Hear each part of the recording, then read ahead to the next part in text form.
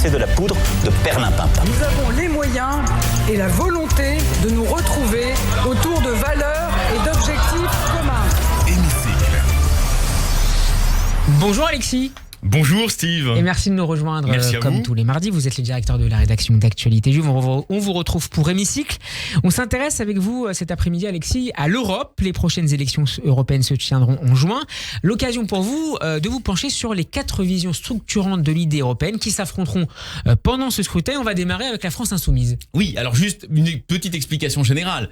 La communauté de destin européenne, c'est une réalité, qu'on soit eurosceptique ou qu'on soit europhile.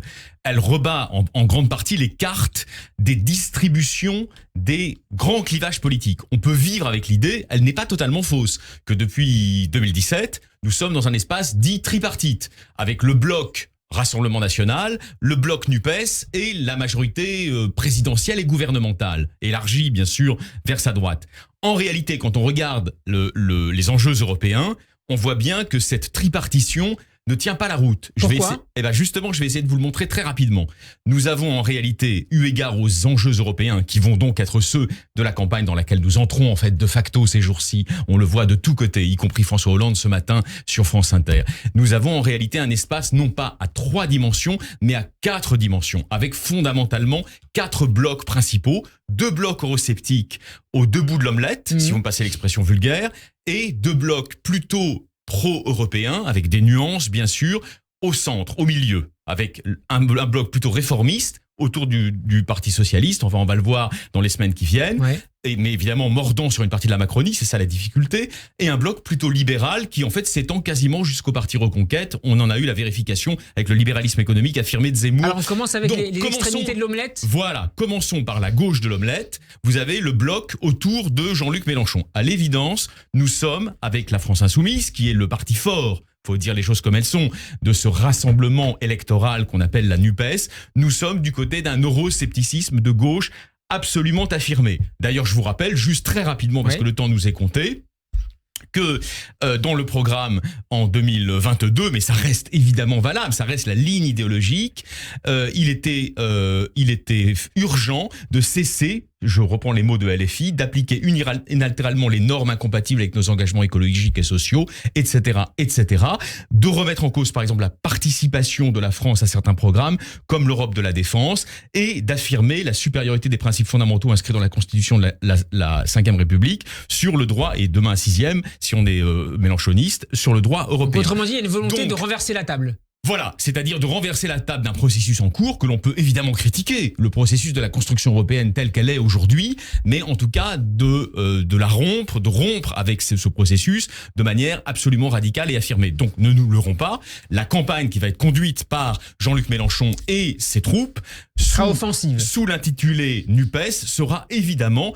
une campagne eurosceptique de gauche. Reste à savoir, et ça c'est dans ma géographie de ce matin, c'est ça qui est intéressant, c'est où vont cet après-midi. Oui, de cet après-midi, vous avez raison. C'est parce que je l'ai préparé ce matin, vous avez raison. C'est de savoir où vont se situer les écologistes. Grand point d'interrogation.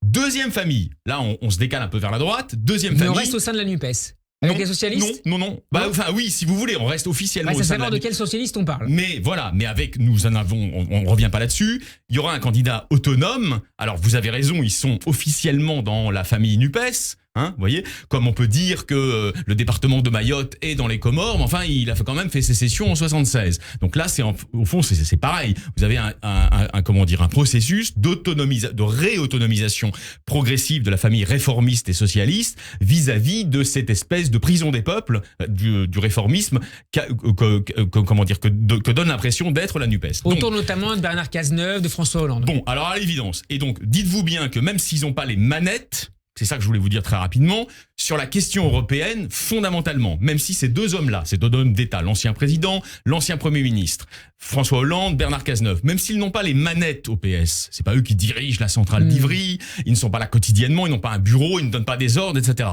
Qui a, et au fond c'est ça qui est important dans les organisations humaines, qui a l'influence idéologique profonde actuellement, qui a en quelque sorte le vent en poupe sur le plan idéologique, avec ce désir de s'émanciper de Mélenchon. C'est eux. Et donc, c'est leur idée de l'Europe. Leur idée de l'Europe, elle a été encore une fois évoquée par Hollande ce matin sur Inter. C'est une Europe qui protège, qui est plus sociale. C'est une Europe qui protège, qui est plus sociale. à l'évidence, c'est une Europe qui n'est pas dans une rupture affirmée avec le parapluie américain. Alors, il l'a pas dit comme ça, mais on sent bien que, si vous voulez, la ligne atlantiste de François Hollande demeure une réalité. Et enfin, là, on revient à des choses de fond, si vous voulez. C'est une Europe qui va, dans l'esprit en tout cas de ceux qui conseillent aujourd'hui la rue de Solferino, ce qu'il en reste, c'est une Europe qui va essayer de prendre en compte les enjeux culturels. Et il y a eu une attaque très intéressante, à mon avis très intéressante et très symptomatique, sur la suite des événements de François Hollande à l'endroit des thèses de l'économiste star Thomas Piketty, qui avec sa compagne Julia Cagé vient de signer un livre très intéressant sur les inégalités. Et justement, Hollande l'a attaqué, enfin amicalement, en lui disant non, les questions économiques et sociales, les impôts, les revenus, l'impôt sur la fortune, etc., ne peuvent pas être le seul agenda du socialisme réformiste européen de demain. Alexis Lacroix, il nous reste 2 minutes pour parler à la fois de la majorité présidentielle et de la droite nationale. Alors là, ce qui est intéressant pour la majorité présidentielle, c'est qu'elle appartient quand même en grande partie aujourd'hui à ce que j'appelais le bloc pro-européen libéral. Ce qui lui donne un problème de fond, qu'ils vont résoudre bien sûr, mais c'est que Renaissance va avoir le plus grand mal à démarquer son programme de celui des LR. D'ailleurs, vous voyez bien, on n'est pas encore dans la phase électorale stricto sensu, mais vous voyez bien qu'Éric Ciotti, avec l'intelligence politique qui est la sienne, commence à poser un certain nombre de conditions au président de la République. Pourquoi ? Parce qu'en fait, leurs idées sont très contiguës, et elles sont tant et si bien contiguës qu'un certain nombre d'hommes d'État issus de la droite républicaine, depuis relativement longtemps, frappent à la porte de la Macronie pour être, comme Bruno Le Maire, recrutés. Donc, mais c'est plus dangereux pour LR que pour la majorité présidentielle. Mais certainement, vous avez absolument raison. Mais en tout cas, là, vous voyez bien que quand on prend la grille idéologique, ce qui est mon pari, et pas la grille politico-électorale d'appareil, en réalité, il y a des espaces contigus qui sont communs. Et donc, jusqu'à un certain point, le paradigme du libéralisme économique, qui est commun au fond à LR et à la Macronie, s'étend même sur ce plan-là, jusqu'à la définition que donne de l'Europe Éric Zemmour à la tête de sa formation politique Reconquête. On l'a vu dimanche. Alors, on en est puisqu'il nous reste vraiment moins d'une minute sur les droites nationales qui ont renoncé au Brexit, mais qui cherchent des alliances au niveau européen. Alors justement, ça va être la surprise du chef, ou plus exactement de la chef. Elle a confirmé, donc là, lors de sa rentrée d'Hénin Beaumont, Marine Le Pen, la nomination de Jordan Bardella pour conduire la liste. Mais dernière chose, effectivement, vous avez raison, cette famille-là, qui est clairement eurosceptique de droite nationale, cherche à élargir en quelque sorte l'assiette de son influence à l'occasion de la mise sur orbite de Jordan Bardella. Et donc, il va y avoir visiblement à Beaucaire, par Marine Le Pen, une annonce concernant l'Europe. Mais il ne faut pas se leurrer sur le fond, je veux dire, au-delà de la politique. Quelle est l'idéologie fondamentale du Rassemblement national concernant l'Europe ? Un euroscepticisme de bonne aloi qui aujourd'hui officiellement renonce au Frexit, mais en fait en poursuit quand même un certain nombre d'objectifs avec en toile de fond, on y revient toujours, vous savez Steve, l'alliance d'un certain euroscepticisme ou eurocriticisme avec un préjugé anti-américain. C'est fondamental dans la redéfinition idéologique dans laquelle nous entrons. Merci beaucoup Alexis Lacroix. Des omelettes, des assiettes, c'était la cuisine vespérale de notre cher Alexis Lacroix, le directeur de la rédaction. On a tenu la ligne là. Absolument, nous serons demain en compagnie d'Arnaud Benedetti. Très bon après-midi. Ouais, absolument.